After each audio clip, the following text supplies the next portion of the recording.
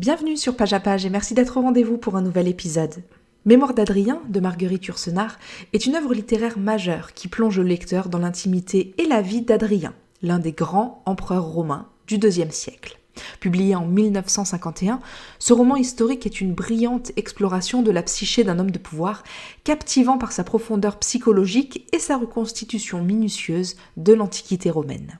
Dans cette œuvre épistolaire fictive, Yourcenar utilise une structure narrative singulière. Adrien, sur son lit de mort, adresse une longue lettre à son successeur et futur empereur, Marc Aurèle. Ce récit, oscillant entre mémoire et méditation intime, offre une perspective unique sur les expériences, les luttes personnelles et les réflexions philosophiques d'Adrien. L'auteur réussit magistralement à donner une voix au protagoniste, dévoilant ses pensées les plus intimes, ses conquêtes, ses tourments, ainsi que sa quête incessante de sagesse et de compréhension du monde. Les mémoires d'Adrien sont structurées sous forme de lettres fictives, comme nous l'avons dit. Des lettres écrites par l'empereur romain Adrien à son successeur et fils adoptif Marc Aurèle, où il retrace sa vie, ses pensées et ses expériences. Dans le premier chapitre, Adrien commence ses mémoires en évoquant sa jeunesse en Espagne et ses premières expériences qui l'ont le plus marqué. Il décrit ensuite sa rencontre avec l'empereur Trajan et sa progression dans la politique romaine, notamment son ascension au pouvoir. Déjà, dans le chapitre 3, Adrien nous parle de son règne en tant qu'empereur, de ses défis politiques, de ses réformes et de ses ambitions pour l'Empire romain. Il est, nous raconte-t-il, des êtres qui ont une sorte de magnétisme personnel. Ils attirent à eux des souvenirs, des rêves, des désirs qui flottaient dans l'air. Au chapitre suivant, l'empereur évoque sa relation avec Antinous, son amant et favori, ainsi que la douleur de sa perte tragique. Puis, il aborde dans ses lettres ses voyages à travers l'Empire romain et au-delà, sa quête de connaissances, sa fascination pour la philosophie et la recherche de la sagesse. Au chapitre 6, il en vient à parler de son amitié avec Plotine, une femme philosophe et intellectuelle, ainsi que de ses réflexions sur la mort et l'au-delà. Enfin, au 7e et dernier chapitre, Adrien évoque ses derniers jours, sa maladie et sa confrontation imminente avec la mort, exprimant ainsi ses réflexions finales sur la vie, le pouvoir et l'humanité.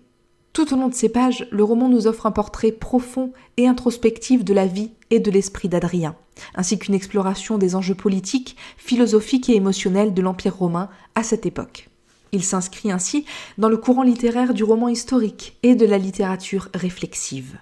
Il faut dire que Yourcenar a utilisé une approche particulièrement méticuleuse pour recréer l'époque de l'empereur romain Adrien.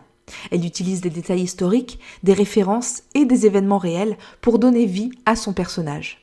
D'autre part, si le roman appartient également à la littérature réflexive, c'est que l'auteur utilise la forme des mémoires fictifs pour explorer les pensées, les émotions et les réflexions d'Adrien sur des sujets philosophiques, politiques et existentiels. Ce faisant, elle aborde des thèmes intemporels tels que la quête de sens, la mortalité, la sagesse et la condition humaine. Marguerite Yourcenar a été louée pour son style d'écriture poétique et introspectif. Dans les mémoires d'Adrien, elle combine une prose riche et évocatrice avec une profondeur philosophique, créant ainsi une œuvre littéraire qui offre à la fois une immersion historique et une méditation sur des questions universelles. Adrien, en son temps, a assuré la paix à l'intérieur de l'Empire en mettant en place des réformes administratives, en favorisant l'équité dans la justice, en stabilisant les frontières et en encourageant la tolérance religieuse et culturelle. Il a également beaucoup voyagé pour administrer et découvrir son vaste empire, mais aussi pour assouvir sa soif de connaissances, pour trouver la sagesse et pour nourrir son esprit en explorant des cultures et des philosophies diverses. Son règne en tant qu'empereur romain a ainsi été marqué par toutes sortes de réformes politiques, par une expansion territoriale importante et par un intérêt pour les arts et la culture. Il s'est aussi distingué pour sa construction du mur d'Adrien en Grande-Bretagne, qui était destiné à marquer la frontière nord de l'Empire romain. Le roman Les Mémoires d'Adrien a été largement acclamé pour sa capacité à recréer l'époque romaine avec un réalisme saisissant. Le style, fluide et élégant, permet au lecteur de s'immerger dans l'histoire tout en capturant les nuances émotionnelles et intellectuelles des pensées de l'empereur romain. Et c'est tout pour cet épisode dédié aux Mémoires d'Adrien de Marguerite Yourcenar. Merci beaucoup de l'avoir suivi. Pour aller un peu plus loin ou acquérir le livre, vous trouverez ci-dessous dans la description tous les liens associés.